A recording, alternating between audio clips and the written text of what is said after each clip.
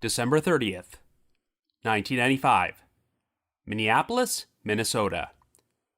31-year-old Anne Barber Dunlap disappears after her husband, Brad Dunlap, claims that she went on a shopping trip. 2 days later, Anne's car is discovered in a K-Mart parking lot with her body inside the trunk, and she has been repeatedly stabbed in the head and neck. Since Brad took out a life insurance policy on Anne in the months prior to her death, he becomes the police's prime suspect, but there is not enough evidence to implicate him, and Anne's murder remains unsolved. After that, the trail went cold.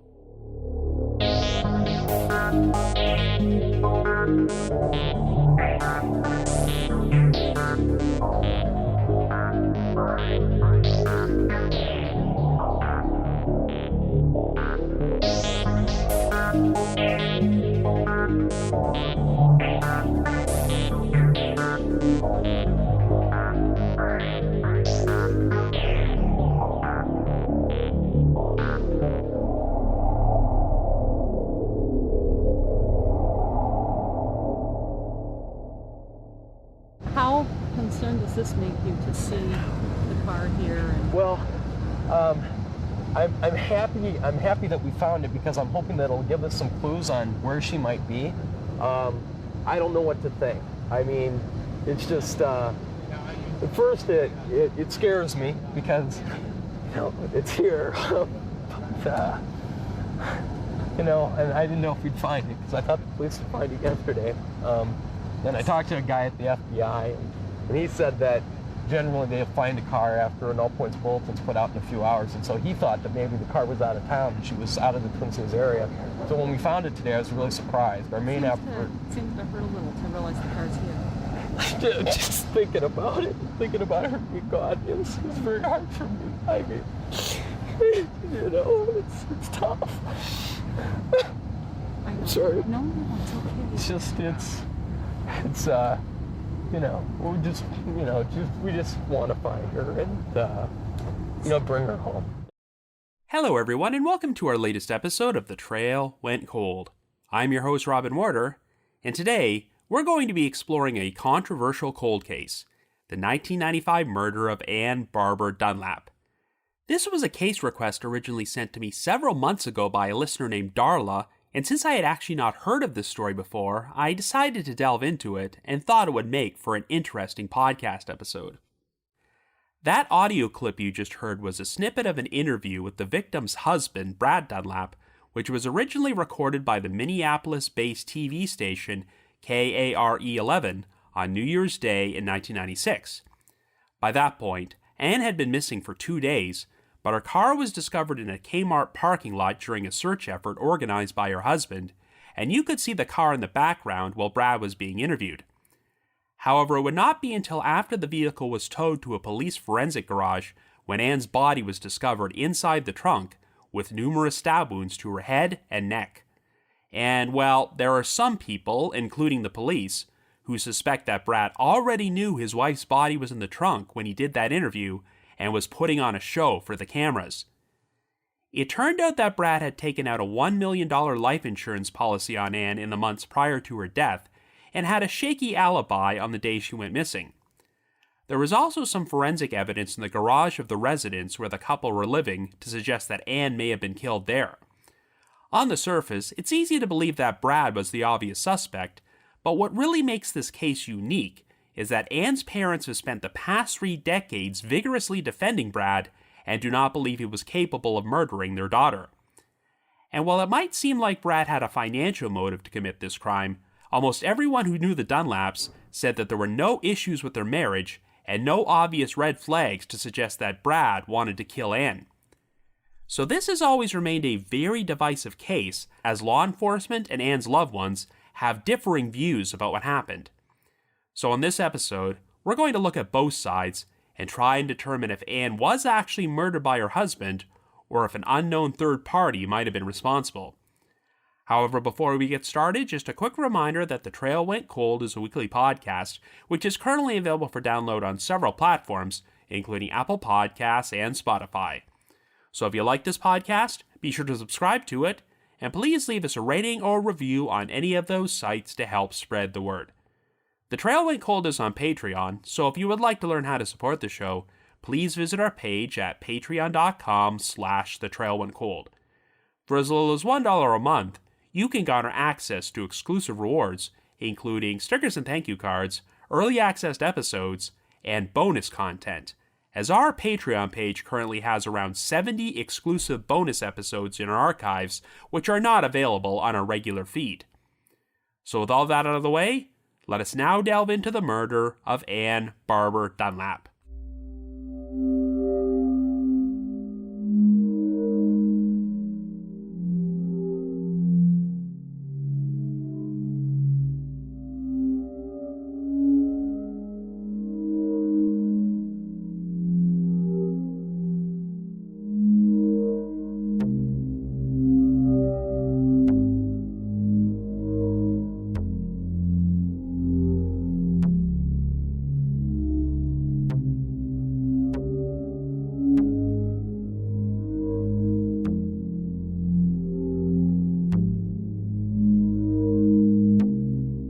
Our story begins in Minneapolis, Minnesota in 1995.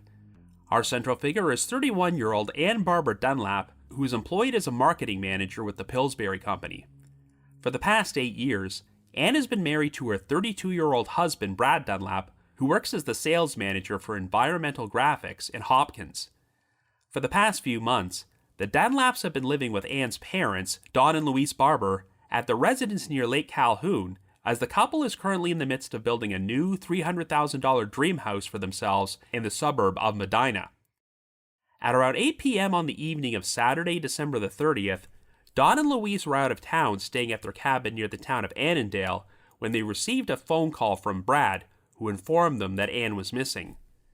The Dunlaps were both avid long-distance runners, as Brad had once competed in the Boston Marathon, and earlier that morning, Anne went to the Northwest Racket Swim and Health Club in St. Louis Park in order to jog 10 miles with her running team.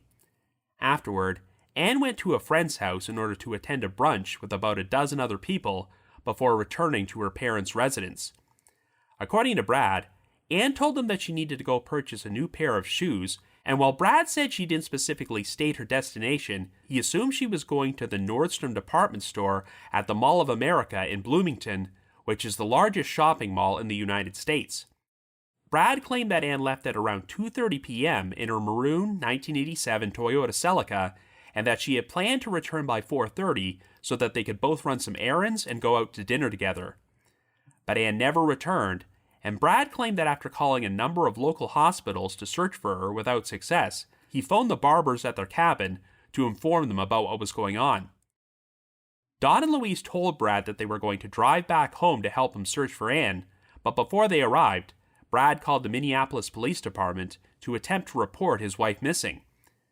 However, he was apparently told that Anne would have to be missing for at least 48 hours before they could launch an investigation. When the Barbers returned from their cabin, they helped Brad perform an extensive search of the Mall of America and its parking lots, but failed to turn up any trace of Anne or her missing vehicle. Out of desperation, Brad also traveled to the site in Medina where their new house was being built to see if Anne might have gone there, but he found nothing.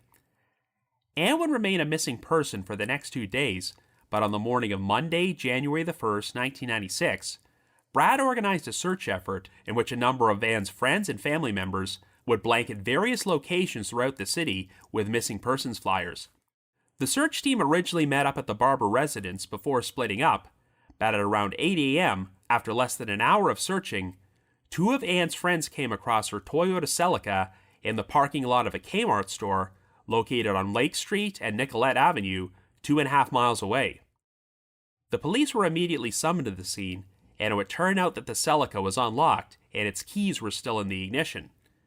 There was immediate suspicion that someone else had driven the vehicle there, since Anne was only 5'4", and the driver's seat was pushed back farther than where she normally positioned it. Of course, Brad also showed up at the scene while it was being processed, and that's where the interview with them that I mentioned in the intro was filmed by KARE-11. The police decided that they would not search inside the car until it was towed to one of the forensic garages at an impound lot, and once this was done, Anne's body was discovered inside the trunk. She had been stabbed repeatedly in the head, as well as the left side, right side, and back of her neck, and the trunk was covered in blood. Even though the actual murder weapon was never found, the tip of a broken sheep's foot blade from a pocket knife was discovered in Anne's skull during the autopsy. There were no signs of a struggle or sexual assault, but Anne had received a blunt force blow to her head with a broad, flat object, and it was suspected that this blow incapacitated Anne before she was stabbed. Anne's purse, credit cards, and her $10,000 wedding ring were missing, but none of these items were recovered, and her cards were not used following her death. Since the keys were left behind, investigators theorized that the killer had intentionally abandoned the vehicle in the parking lot with the hope that it would be stolen by an outside party, which would complicate the investigation. Shortly after the discovery of Anne's body, Brad Dunlap was brought in to be interviewed by the Minnesota Police Department's homicide unit. Detectives then informed Brad that his wife was dead before leaving him alone in the interrogation room. After watching Brad's reaction through the two-way mirror, detectives went back into the room and told him, quote, "We think we know who did it. You killed her," end quote. Brad denied any involvement in the crime and would be interviewed for a total of 5 hours before he left the station.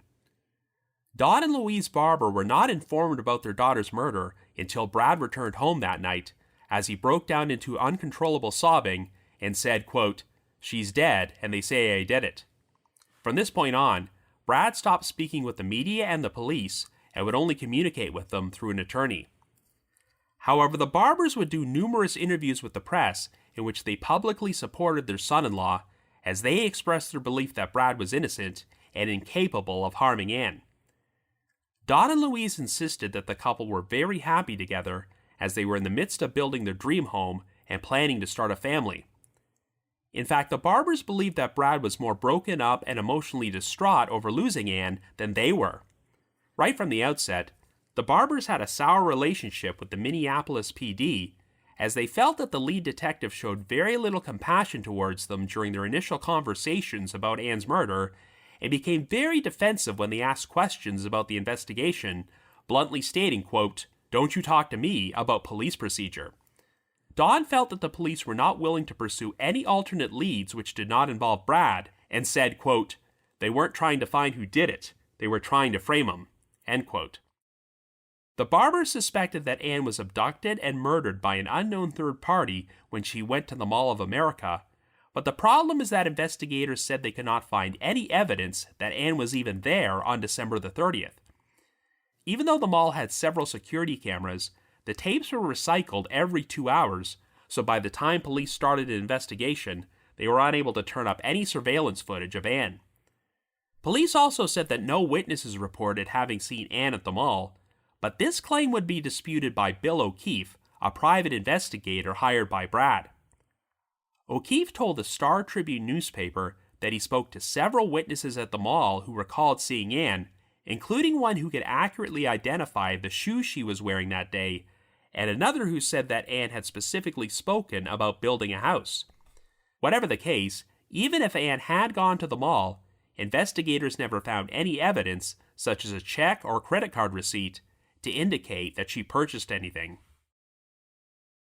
Investigators do not believe that Anne ever made it to the mall and suspected that she was murdered at her parents' residence. After performing 3 separate searches of the house, they eventually reported that they had turned up 3 bloodstains on the garage floor, as well as what appeared to be a blood spot on the garage door. While the assistant medical examiner initially believed that Anne had bled to death inside the trunk of her Toyota Celica, police felt that the blood spatter pattern did not indicate that she had been stabbed there, and explored the possibility that she was murdered inside the garage before her body was placed in the trunk. However, Dawn and Louise Barber each provided their own separate explanations for the presence of the blood. Dawn claimed that shortly before Anne went missing, he had cut his hand while installing a latch on a door, while Louise claimed that at around Christmas time, she cut her hand on a broken piece of glass while taking out the recycling bin. It's also been reported that one of Anne's brothers may have cut his hand in the garage during this time period. An extensive forensic analysis would be performed of this evidence, but a lot of information about it was not made public for over 2 decades, and I'll talk more about that in a little while. Another reason that investigators became suspicious of Brad is because they felt he had a very shaky alibi on the afternoon Anne went missing. Brad claimed that after his wife left on her shopping trip, she spent the next few hours running errands before he returned home. At one point, Brad said that he went to a tropical fish store in the suburb of Plymouth, where he and Anne regularly bought supplies for their saltwater fish tank, but Brad discovered that the store was closed. When police questioned the store's owner, he knew who the Dunlaps were, as they usually came in every 3 or 4 weeks in order to purchase supplies. However, he also said that it was Anne who ordinarily shopped there, and even though he had seen Brad accompany her to the store a few times, he never recalled seeing Brad shop there alone. In addition, the owner confirmed that his store closed at 5 p.m. on December the 30th, even though Brad had said he was planning to meet Anne at 4:30. Investigators also learned that Brad had stopped at a Big Top liquor store in Plymouth to purchase champagne for an upcoming New Year's Eve party.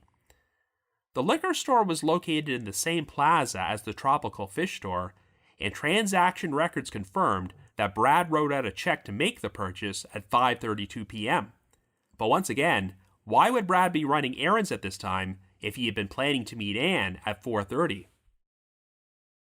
One of the most controversial pieces of evidence in this case was a 1-liter bottle of Chippewa spring water which was found in Anne's car at the time her body was discovered in the trunk. The bottle had a distinctive yellow price tag on the lid which was missing the decimal point, meaning that the price appeared to read $169 rather than $1.69. Investigators shared this information with the public in hopes that someone might help them identify the store where the water had been purchased from, and tips eventually led them to a Tom Thumb convenience store located in Plymouth, not far from the Tropical Fish and Big Top liquor stores. When police questioned the clerk from this store, he recalled having sold a bottle of water to a man in his early 30s sometime after 6 p.m. on December the 30th, and after looking at a photo lineup, he identified this man as Brad Dunlap. The store had security cameras and still had existing surveillance footage from that particular date, but even though it did show a man grabbing a bottle of water from the cooler and purchasing it at the counter, the footage was too grainy to conclusively determine if the man was Brad. This prompted police to get a warrant, ordering Brad to accompany them to the convenience store, and they instructed him to walk past the security camera in order to grab a bottle of water from the cooler and take it to the counter. A comparison was then made between this footage of Brad and the original footage of the man buying the water on December the 30th, but while a video analyst believed that they could have been the same person, the footage still wasn't clear enough for him to say with 100% certainty. Even though law enforcement still directed their suspicions towards Brad, a number of Anne's friends and family members continued to do interviews in which they defended Brad and maintained that the Dunlaps had an idyllic marriage. The only person who was willing to go on the record and acknowledge potential issues in the marriage was Judy Bradford, a former business partner of Brad's who had once run an employee benefits consulting company with him. Due to their close relationship, Judy said that Brad regularly confided in her about his personal life and that she, quote-unquote, knew everything about him. Judy claimed that Brad and Anne went through several years of marriage counseling, and there were times when Brad was apparently frustrated because his wife wanted him to spend 100% of his time with her. But in spite of this, Judy did not think Brad could have killed his wife and described him as a quote-unquote gentle soul. However, investigators believed that Brad had a financial motive to commit this crime. It turned out that on August the 18th, 1995, just over 4 months prior to Anne's murder, Brad had taken out a new life insurance policy on his wife with the Chubb Life Insurance Company. Anne's original policy had been $100,000, but Brad had it raised to $1 million. In addition, Anne was also covered for $745,000 on a group policy with her employer, the Pillsbury Company, of which Brad was the beneficiary. Since Chubb believed that Brad had already been planning to murder Anne at the time he took out the policy, they argued that his claim was fraudulent and invalid and refused to pay out the $1 million. So this prompted Brad to file a lawsuit against them in October of 1996. Once again, Don and Louise Barber continued to defend Brad and did not believe this provided him with a motive to kill Anne. At the time Brad took out the new policy on Anne, he had a $500,000 policy on himself, which he also decided to raise to $1 million. The Barbers claimed that Brad and Anne had mutually decided to take out their respective insurance policies on each other based on the advice of a financial planner the couple had met at Anne's suggestion. Since the Dunlaps were building a new home and planning to start a family, the purpose of these new policies was simply to provide more financial security for themselves. While there would be a number of delays in Brad's lawsuit, as Chubb revealed that the decision not to pay out the policy was based on private information they had received from the Minneapolis PD's investigation into Anne's murder. While Brad's attorneys attempted to subpoena all the police's documentation and evidence from the case, the police refused to turn it over for fear that it could jeopardize an open homicide investigation. This matter would go to U.S. District Court for the District of Minnesota, and on September the 30th, 1997, Chief Magistrate Judge Raymond Erickson ruled that Brad's attorneys had the right to examine all the documentation from the investigation and ordered the Minneapolis PD to turn it over to them. Erickson felt this decision was essential in order to, quote-unquote, maintain a level playing field in the life insurance case. The case was scheduled to go to trial, but on September the 30th, 1998, after numerous postponements, Brad's attorneys announced that they had finally reached an out-of-court settlement with Chubb, and while the amount was undisclosed, they said that their client found the terms to be satisfactory. By this point, Brad was living in Scottsdale, Arizona, as all the publicity surrounding the case had prompted him to quit his job and leave the state of Minnesota in July of 1997. The case would eventually fade from the spotlight, though the Minneapolis PD still considered Brad to be their only suspect. In May of 2013, the new head of their homicide unit, Lieutenant Richard Zimmerman, announced that they were reopening the investigation and looking at the case with a fresh, open mind and no preconceived ideas about who committed the murder. Zimmerman said that they had recently received a tip about a conversation Brad supposedly had in the years before the murder, and while he wouldn't provide any more specific details, Zimmerman stated, quote, "We wish the caller had called us back in 1995 or 1996, but for some reason they didn't," end quote. It doesn't look like this lead ever went anywhere, but in February of 2020, the case returned to the spotlight after KARE-11 managed to obtain some previously unreleased documents from Brad's lawsuit against the Chubb Life Insurance Company, and they produced a news segment about their findings. They also published these documents on their website, which included a sworn affidavit from former lead investigator Sergeant David Voss, who stated, quote, "There is no plausible alternative explanation to Anne Dunlap's death other than the conclusion that Bradley Dunlap is the murderer," end quote. During the original investigation, 2 FBI agents from their profiling unit performed an analysis of Brad's initial police interview, and they concurred that he was a viable suspect. Chubb also hired a retired FBI agent named Greg McCrary to perform a crime scene analysis, and while he never specifically named Brad as a suspect in his published report, he concluded that Anne was likely the victim of a planned, premeditated murder committed by someone she knew, rather than being killed by a random, opportunistic predator. This analysis also confirmed that even though there was ample blood inside the trunk of Anne's Toyota Celica, there was no other blood on the interior of the vehicle, which suggested that after repeatedly stabbing her, the killer had time to clean themselves off before they drove the car to the K-Mart parking lot. The Hennepin County Assistant Medical Examiner published a letter about the findings from Anne's autopsy, and he concluded that since she had undigested food in her stomach, which was consistent with what she ate during her brunch with her friends on December the 30th, she was likely killed only a few hours later, placing her approximate time of death sometime between 2:30 and 3:30 p.m. that afternoon. However, during his lawsuit with the Chubb Life Insurance Company, Brad had hired his own forensic experts who published reports disputing some of these conclusions. A forensic pathologist named Dr. Sparks Vesey expressed his belief that determining time of death based on a victim's stomach contents is not an exact science, and he also believed that the trace amounts of blood found in the Barber's garage were inconsistent with arterial bleeding, which likely would have occurred when Anne's neck was stabbed.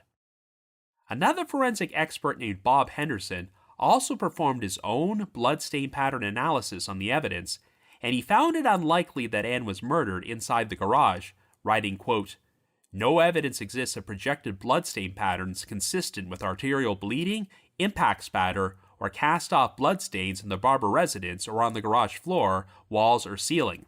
No evidence exists that the floor of the garage was cleaned," end quote. However, KARE-11 reported on some other pieces of incriminating information in these various documents which had never been made public before, including the fact that positive presumptive indicators of blood had been found in the wash tub and lint trap located in the laundry room of the Barber residence.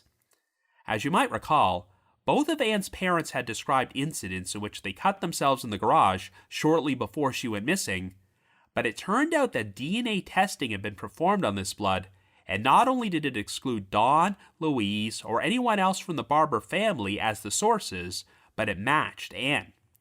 If that wasn't enough, these documents also revealed that a blood-stained fireplace log had been found in the garage, and Anne's DNA was on it as well. However, one previously unknown piece of information which did favor Brad is that forensic testing was performed on the water bottle found in Anne's car, and while her DNA was on it, Brad's was not. In spite of these new revelations, Dawn and Louise still never wavered from their support of Brad. By this point, Brad was still living in Arizona and had gotten remarried and had 2 children, but the Barbers said they would travel down south to visit their former son-in-law at least once per year. They claimed that Brad continually stayed in touch and phoned them just as often as their other children, stating, quote, "He is like another son. He is definitely another son. We love him dearly," end quote.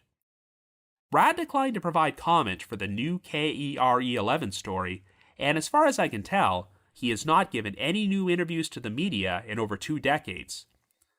Following the loss of their daughter, Dawn and Louise started a scholarship in Anne's name, and every year they would award it to a pair of female students from the University of Minnesota's Carlson School of Management.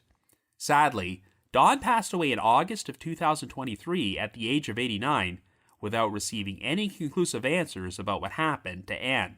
After 3 decades, there are still divided opinions about who was actually responsible for this crime, and it continues to remain unsolved. So I guess you could say the trail went cold.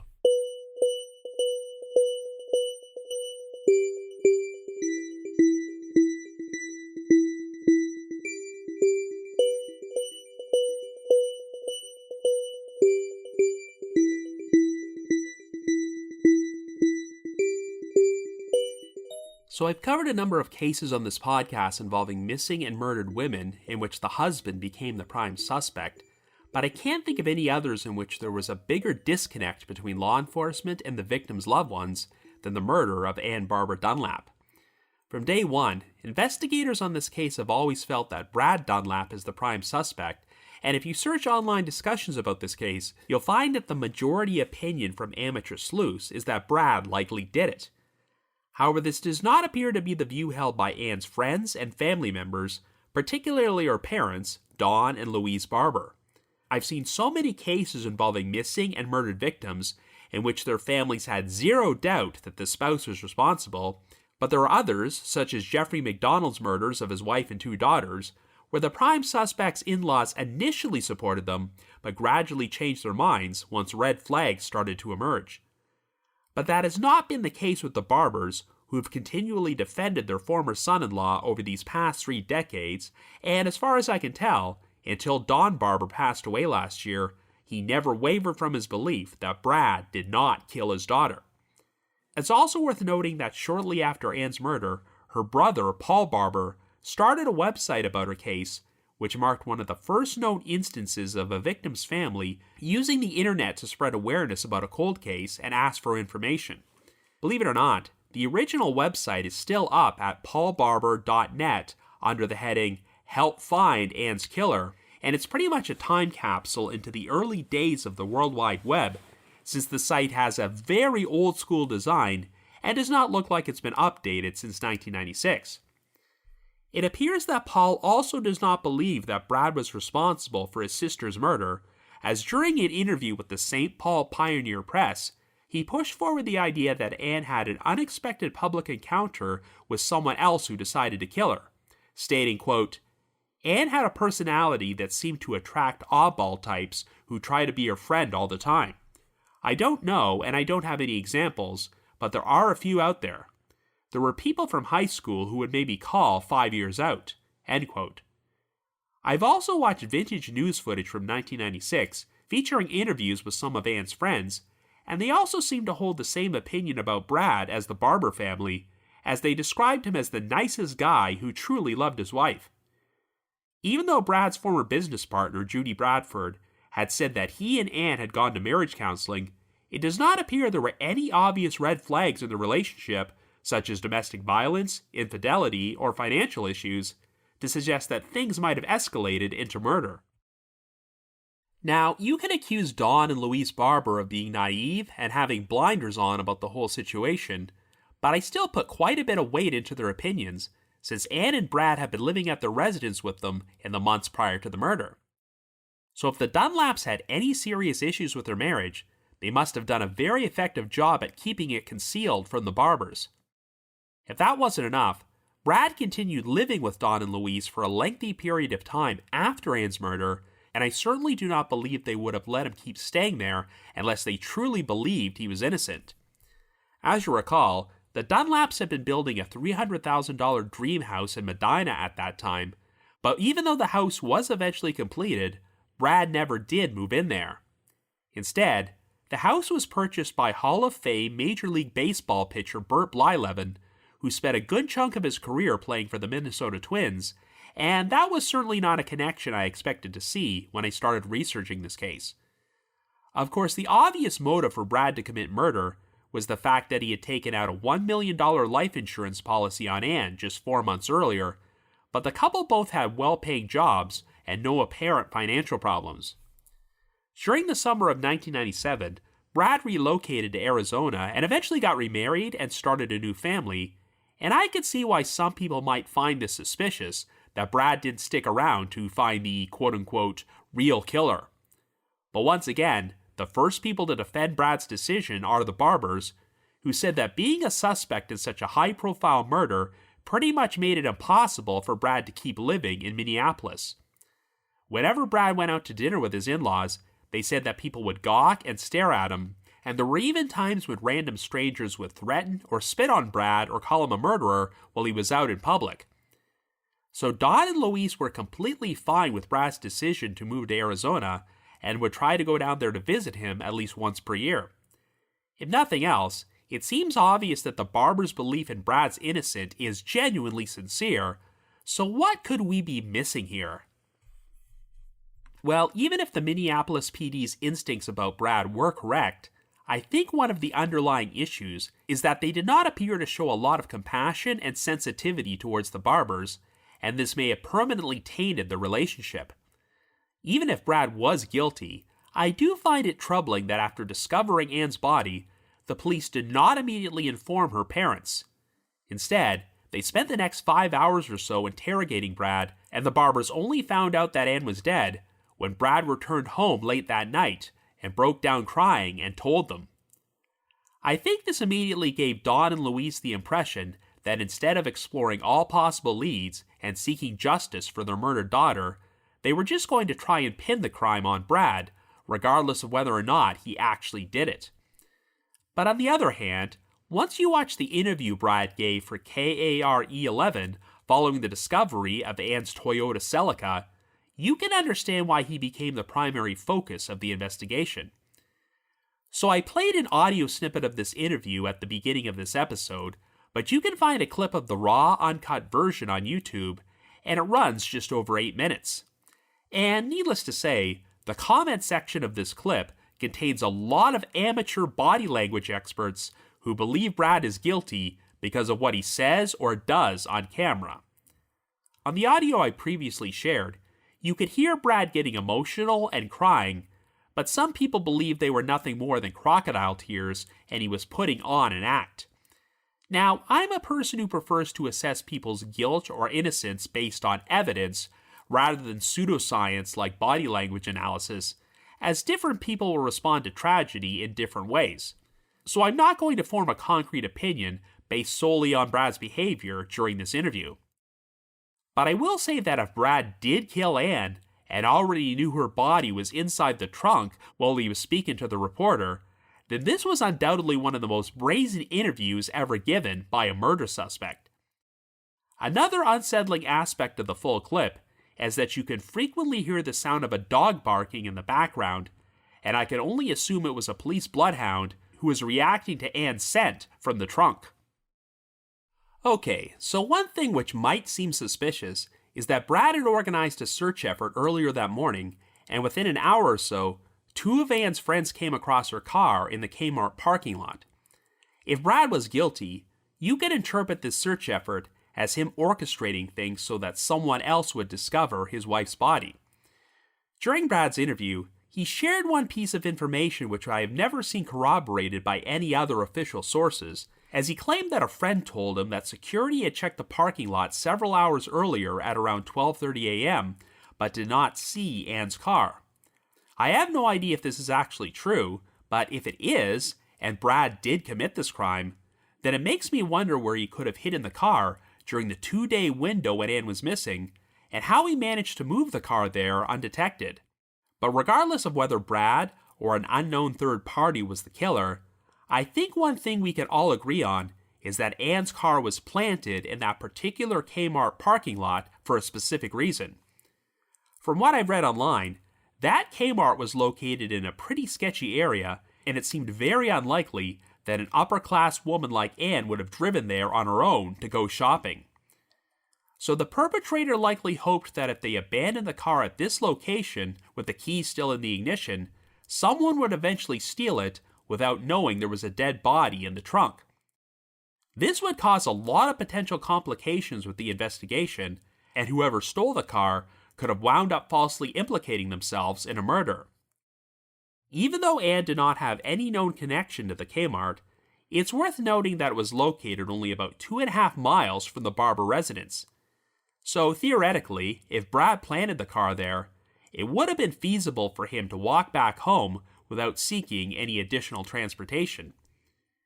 Investigators have always been inclined to believe that Anne was killed at another location before her body was placed inside the trunk, and given that small traces of blood were found inside the barber's garage, they suspect that she was murdered there. And if Brad did it, you can understand why he would have done so on December the 30th, since his in-laws were away at their cabin. So let's look at the timeline that day. The story provided by Brad is that Anne left their residence to go shopping at around 2:30 p.m., and we know that he first phoned Dawn and Louise to inform them she was missing at 8 o'clock that night. While there are definitely questions about Brad's whereabouts during that full 5.5-hour window, it has been verified that he purchased champagne at a liquor store in Plymouth at 5:32 p.m., which would have been about 12 miles northwest from the Barber residence. Based on Anne's undigested stomach contents from her last meal at brunch, the Hennepin County Assistant Medical Examiner believed that Anne was killed sometime between 2:30 and 3:30 p.m., but if you heard my recent series of episodes about Stephen Truscott's controversial conviction for the murder of Lynn Harper, you'll know that I have major issues with this idea of using a victim's stomach contents to determine a specific time of death. It's definitely not an exact science, and there are other factors which can slow someone's digestive process, such as fear and stress, which Anne would have been experiencing while she was murdered. While the 2:30 to 3:30 time frame could point to Anne being killed while she was at home with Brad, it doesn't preclude the idea of her being killed elsewhere by another party some time after she left. What has always seemed odd to me is that Brad claimed that Anne was supposed to meet him at 4:30 so they could run some errands and go out to dinner together, but we know that Brad was running errands on his own and buying champagne just after 5:30. So if Anne failed to return home at her scheduled time, why did Brad leave and head to Plymouth rather than waiting around for her? Well, during the aforementioned interview in the K-Mart parking lot, Brad did confirm that Anne was supposed to be home by 4:30, but he figured that she was running late because it was snowing, and it might have been busy at the Mall of America that afternoon.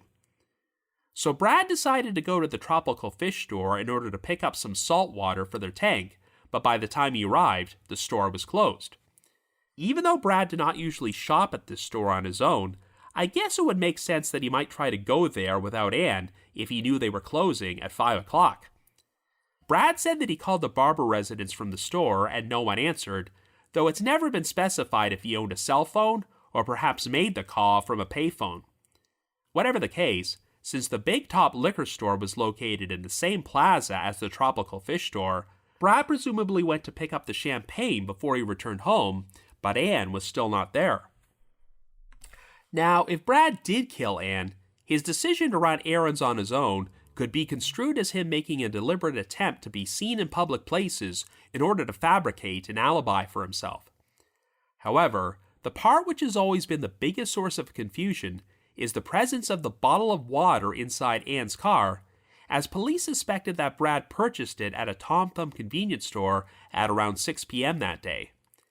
If Brad did purchase this water at that time and left it in the Celica, then that's pretty indisputable evidence of his guilt, as there's no possible innocent explanation for it being there.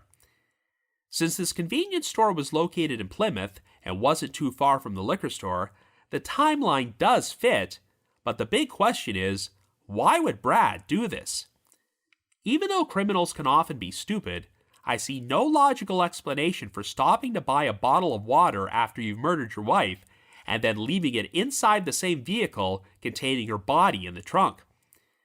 During his interview in the K-Mart parking lot, Brad even mentioned seeing a bottle of water through the windows of the Celica and said that it was fairly common for Anne to buy them since she was a long-distance runner. So could it be possible that Anne actually purchased the water herself before she was murdered? I know the convenience store clerk was certain he sold Brad the water at that particular time on December the 30th, and even picked him out of a photo lineup, but keep in mind that this case was major news in Minneapolis at that time, and Brad's face had already been in the newspapers and on TV, so the identification could have been cognitive bias on the clerk's part. Otherwise, I see no reason for him to have a vivid memory of such a mundane transaction. I know the security cameras captured footage of a man buying water from there during this time period, but the footage was not clear enough to conclusively determine if it was Brad. As far as I know, this footage has never been released publicly, and I haven't personally seen it, so I can't form an opinion. However, since forensic testing found Anne's DNA on the bottle, but not Brad's, I am inclined to believe that Anne bought the water on a previous occasion prior to the murder, and it has no evidentiary significance. What has provided additional confusion is the contradictory information about whether or not Anne went to the Mall of America on the afternoon she went missing. While police have always insisted that there is no evidence to indicate that Anne was ever there, a private investigator hired by Brad claimed that numerous witnesses recalled seeing him there. But of course, I would take that with a huge grain of salt, since eyewitnesses can often be mistaken. The same cognitive bias that the convenience store clerk may have experienced with Brad could also apply to these witnesses, as Anne Dunlap's photo was all over the media in Minneapolis during that time period, so I could see people falsely convincing themselves that they had seen or interacted with her that day. We do know that Anne never made any transactions via check or credit card, and while I suppose she could have purchased something with cash, it's not like they found any newly purchased items inside her car. You also have to remember that Brad claimed that Anne never specifically told him she was going to the Mall of America, only that she was going to buy a pair of new shoes, and Brad just assumed she would go to the Nordstrom department store. If Anne did go to the mall that afternoon, the theory pushed forward by Brad and his supporters is that she crossed paths with someone there who abducted her in her own vehicle. They then proceeded to murder her at another location, stuff her body inside the trunk, and abandon the car in the K-Mart parking lot, which was about 10 miles away from the Mall of America. And if this occurred in the parking lot right after Anne arrived at the mall, this could explain the lack of witnesses or concrete evidence placing her there. However, this would have been a busy Saturday afternoon right before New Year's Eve at the largest mall in the United States, so could someone have really managed to do this without being seen? And then there's the question of motive. Since Anne's purse, credit cards, and wedding ring were missing and never recovered, I suppose you can't rule out robbery, but she was not sexually assaulted. And why would a random robber go to the trouble of stabbing her in the head and the neck so many times? It really does appear to be a more personal crime committed by someone with an intense hatred towards Anne.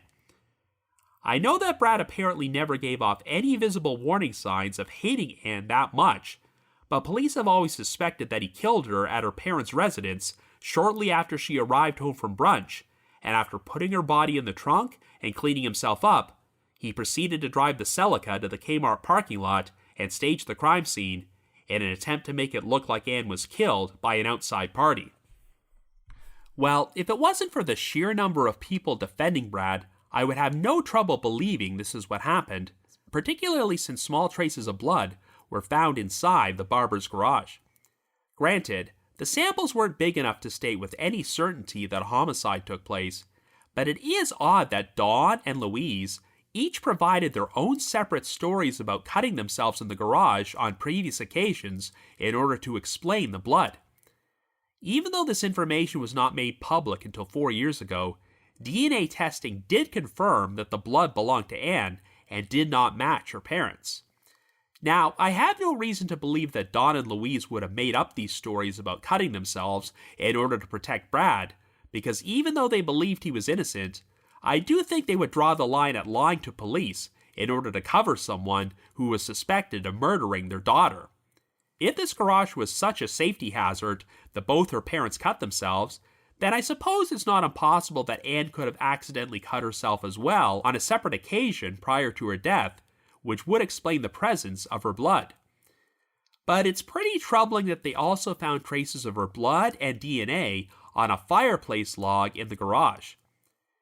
It's believed that Anne was struck in the head with a blunt object prior to being stabbed, and she also had no signs of defensive wounds on her body. When you look at the evidence, a scenario in which Anne was taken by complete surprise when her own husband struck her in the head with a fireplace log inside her parents' garage does make a lot of sense. It's been reported that no blood was found on the interior of the Celica, so if Brad killed Anne in the garage, he would have had ample opportunity to clean up any blood he may have gotten on himself before he drove the car to the K-Mart parking lot.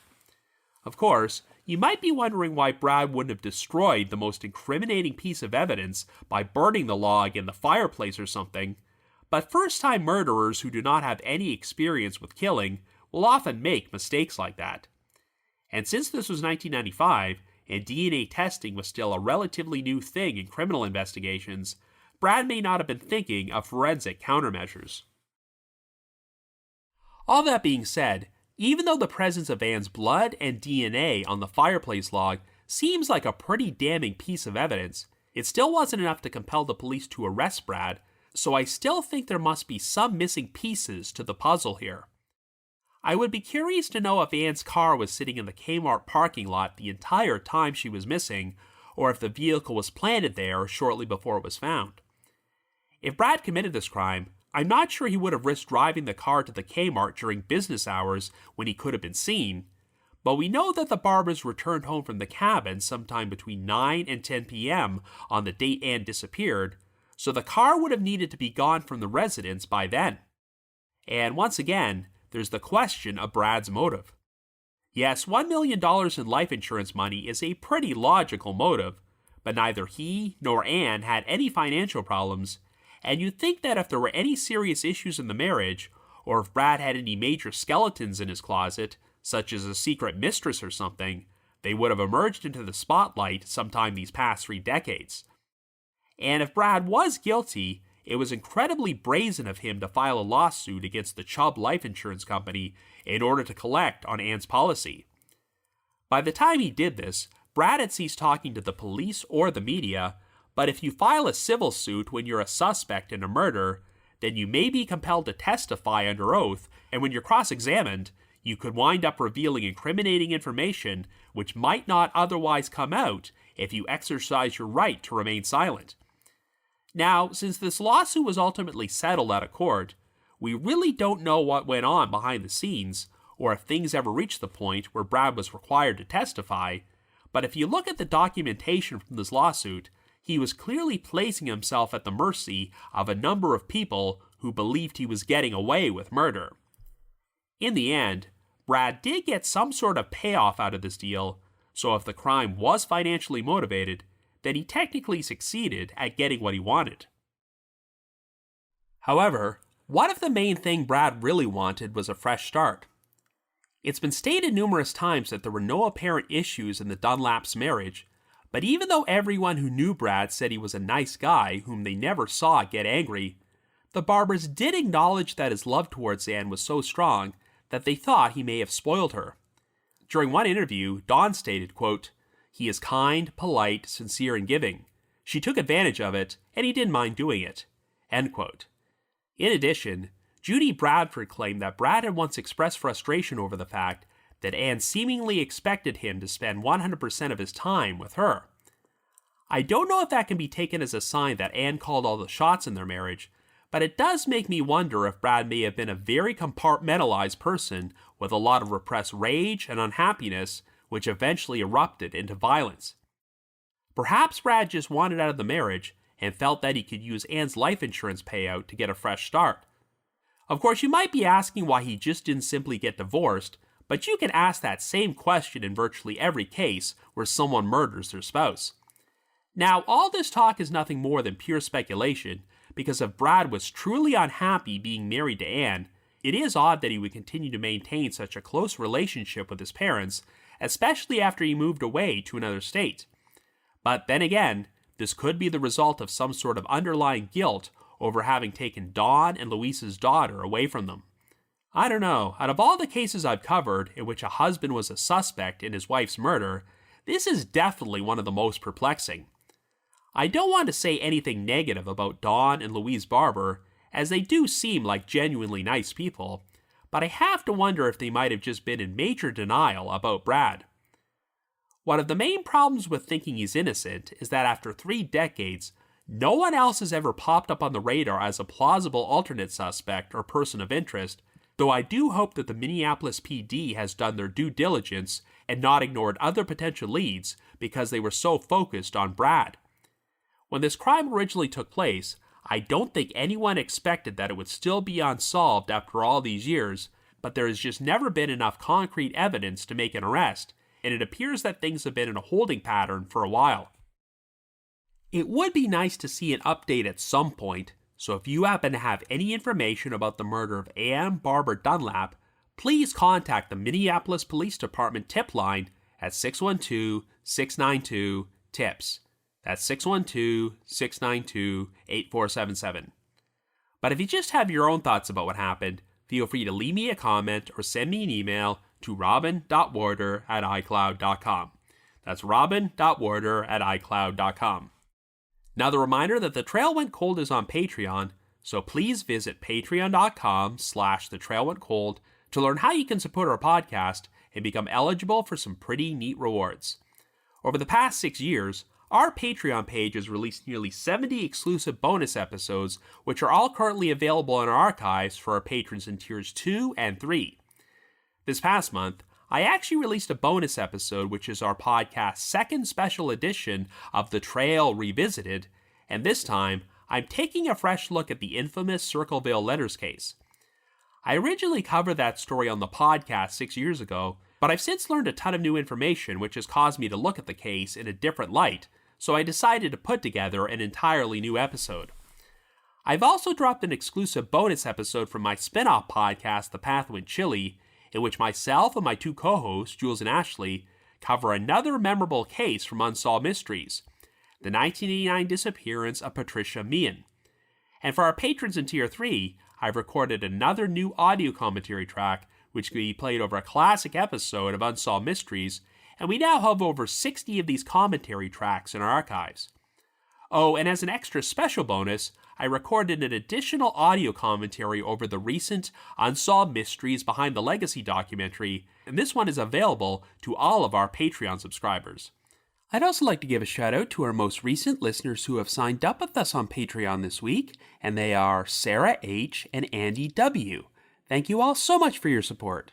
I'm also excited to announce that The Trail Went Cold will be returning again to the True Crime Podcast Festival this year, which is being held at the Denver Marriott Westminster in Colorado from July the 12th to the 14th. If you would like to purchase tickets, we have a discount code for 15% off, so please visit truecrimepodcastfestival.com and enter the promo code TRAIL.